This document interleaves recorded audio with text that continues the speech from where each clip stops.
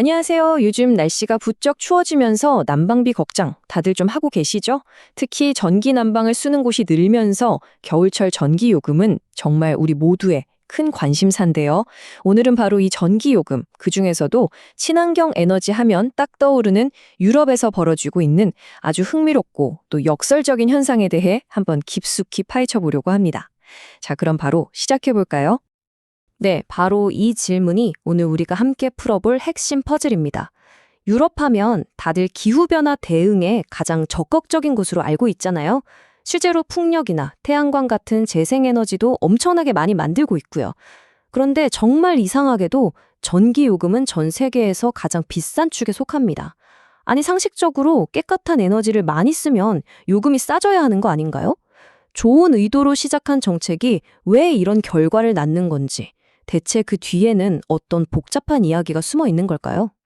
이 그래프 한번 보세요. 2024년 기준으로 주요 국가들의 산업용 전기요금을 비교한 건데 유럽의 상황이 얼마나 심각한지 한눈에 보입니다. 특히 영국, 정말 압도적으로 비싸죠. 에너지 대국인 미국과 비교하면 이건 뭐 거의 2배 수준이고요.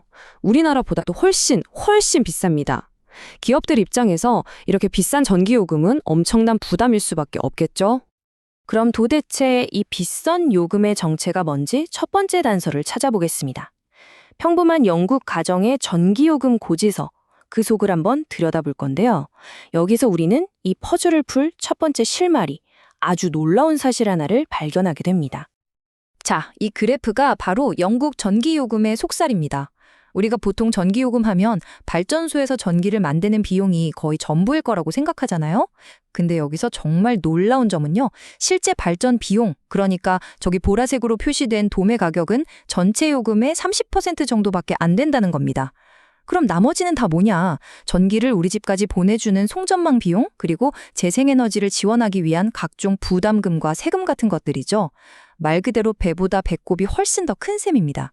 녹색 전환에 숨겨진 비용이 바로 여기에 다 드러나는 거죠. 네, 그러니까 핵심은 바로 이겁니다. 영국 사람들이 내는 그 비싼 전기 요금의 진짜 범위는 발전 비용 그 자체가 아니라는 거죠. 바로 그 외에 다른 요인들 때문이라는 건데요. 그렇다면 그 다른 요인들, 특히 저 재생에너지와 관련된 비용이 왜 이렇게까지 요금을 끌어올리는 걸까요? 이제부터 그 기막힌 역설을 한번 파헤쳐 보겠습니다. 자, 이제 문제의 진짜 핵심으로 한번 들어가 보겠습니다. 영국은 스스로를 바람의 사우디아라비아라고 부를 만큼 풍력 발전에 거의 모든 걸 걸고 있는데요. 바로 그 자랑스러운 풍력 발전이 어떻게 요금을 올리는 주범이 되는지 정말 믿기 힘든 상황을 한번 자세히 살펴보겠습니다. 몇 년 전 보리스 존슨 당시 총리가 이렇게 아주 자신만만하게 선언을 했었죠. 깨끗하고 저렴하고 심지어 무한하게까지 한 바람 에너지로 영국의 제조업을 다시 일으키겠다. 정말 장밋빛 미래를 약속했는데요. 하지만 현실은 이 약속과는 완전히 다른 방향으로 흘러가고 있습니다. 이 그림을 보면 그 이유가 아주 간단하게 설명됩니다.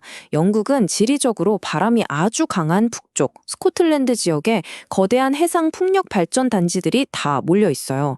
그런데 정작 전기를 가장 많이 쓰는 대도시는 남쪽의 런던 수도권이란 말이죠. 문제는 북쪽에서 생산된 이 어마어마한 양의 전기를 남쪽으로 실어 나를 고속도로, 그러니까 송전망이 턱없이 부족하다는 겁니다. 그리고 이 문장이 그 충격적인 결과를 보여줍니다. 스코틀랜드 앞바다에 있는 저 거대한 시그림 풍력 발전단지. 여기서 만든 전기를 낡은 송전망이 감당을 못하니까 영국 전력 당국이 오히려 발전소에 돈을 주면서 제발 전기 만들지 말아주세요 라고 요청을 한다는 겁니다. 심할 때는 전체 터빈의 70%가 바람이 쌩쌩 부는데도 그냥 멈춰서 있는 정말 기이한 상황이 벌어지는 거죠. 근데 상황은 여기서 끝이 아닙니다. 더 기가 막혀요. 북쪽에선 바람이 불어서 공짜 전기가 넘쳐나는데도 돈을 주고 발전을 막잖아요. 근데 동시에 전력 수요가 많은 남쪽에선 갑자기 전기가 부족해지는 상황이 생기면 어떻게 할까요? 비싼 돈을 주고 남부에 있는 가스 화력발전소를 급하게 가동시킵니다. 한쪽에선 깨끗한 에너지를 끄려고 돈을 쓰고 다른 한쪽에선 화석연료를 태우려고 또 돈을 쓰는 이중으로 비용이 줄줄 새는 비효율의 극치를 보여주고 있는 겁니다. 이 비효율을 해결하는 데 드는 비용, 그러니까 전력망의 균형을 억지로 맞추기 위한 보조금은 앞으로 눈덩이처럼 불어날 전망인데요. 2030년이 되면 연간 약 80억 파운드, 우리 돈으로 무려 13조 원이 넘는 돈이 이 이중 지급에 쓰일 거라고 합니다. 이 돈 결국 다 어디서 나올까요? 당연히 국민들의 전기요금에 고스란히 포함될 수밖에 없는 거죠. 자, 지금까지는 영국의 좀 기술적인 문제를 자세히 들여다봤는데요. 근데 이게 단순히 영국만의 문제가 아닙니다.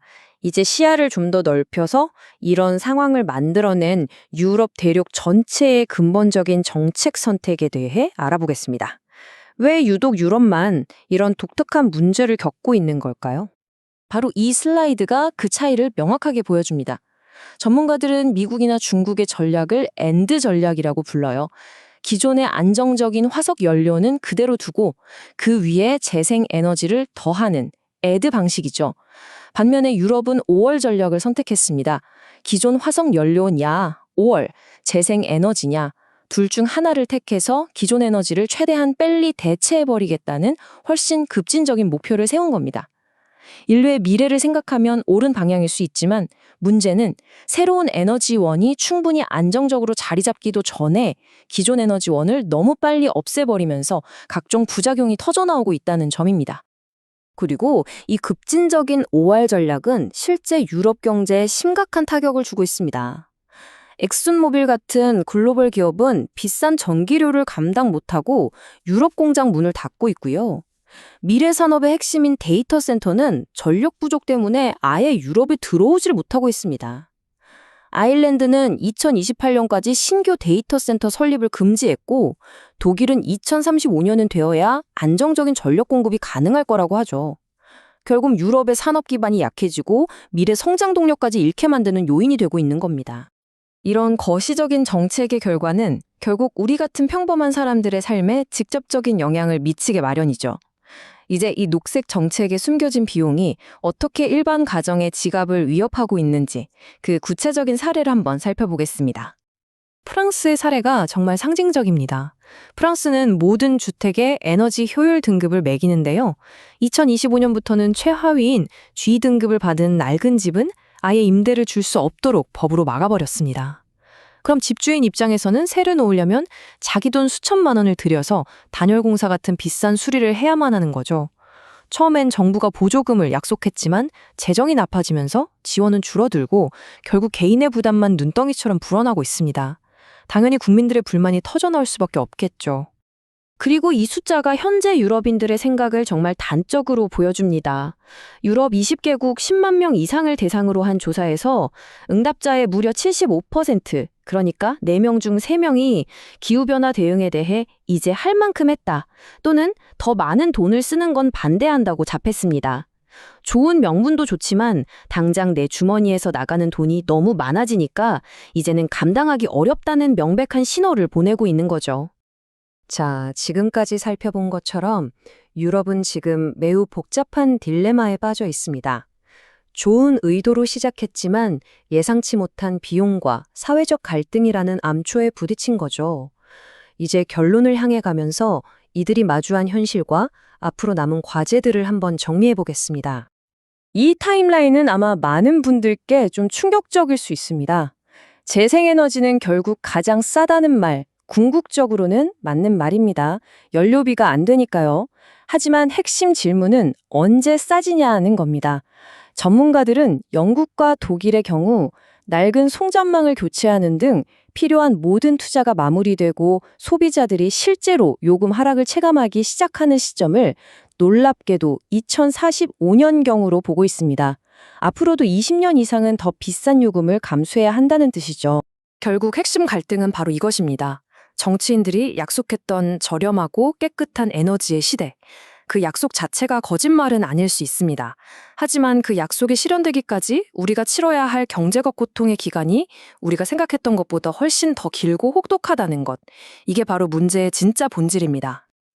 오늘 우리는 유럽의 전기요금 퍼즐을 통해 에너지 전환이라는 거대한 여정의 복잡한 현실을 들여다봤습니다.